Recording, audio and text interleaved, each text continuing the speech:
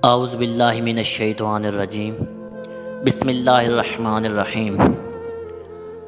حضرت انس بن مالک رضی اللہ عنہ کہتے ہیں کہ ایک بار رسول اللہ صلی اللہ علیہ وسلم کے زمانے میں لوگوں کو قحط سالی سے دوچار ہونا پڑا۔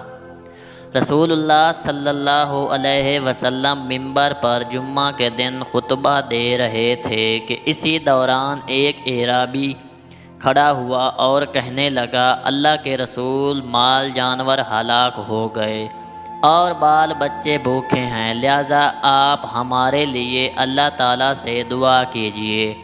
تو رسول اللہ صلی اللہ علیہ وسلم نے اپنے ہاتھوں کو اٹھایا۔ اس وقت ہمیں آسمان پر بادل کا کوئی ٹکڑا دکھائی نہیں دے رہا تھا۔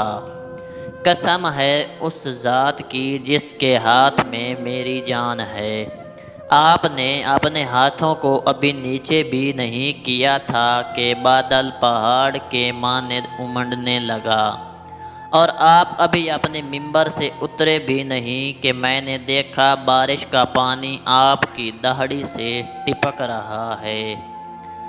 ہم پر اس دن، دوسرے دن اور اس کے بعد والے دن، یہاں تک کہ دوسرے جمعے تک برابر بارش ہوتی رہی۔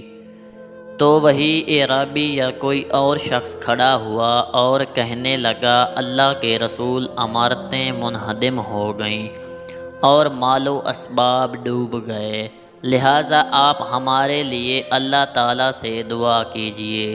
تو پھر رسول اللہ صلی اللہ علیہ وسلم نے اپنے ہاتھوں کو اٹھایا اور آپ نے یوں دعا کی، اللہم حوالینا ولا علینا، اے اللہ ہماری طرف میں برسا اور اب ہم پر نہ برسا، اے اللہ ہمارے اطراف میں برسا اور اب ہم پر نہ برسا۔ چنانچہ آپ نے اپنے ہاتھ سے بادل کی جانب جس طرف سے بھی اشارہ کیا، وہ وہاں سے چھٹ گئے، یہاں تک کہ مدینہ ایک گڑھے کی طرح لگنے لگا اور وادی پانی سے بھر گئی، اور جو بھی کوئی کسی طرف سے آتا یہی بتاتا کہ خوب بارش ہوئی ہے۔ سب دوستوں سے گزارش ہے کہ اس وقت پاکستان کے جو حالات ہیں، بہت زیادہ بارشیں ہو رہی ہیں۔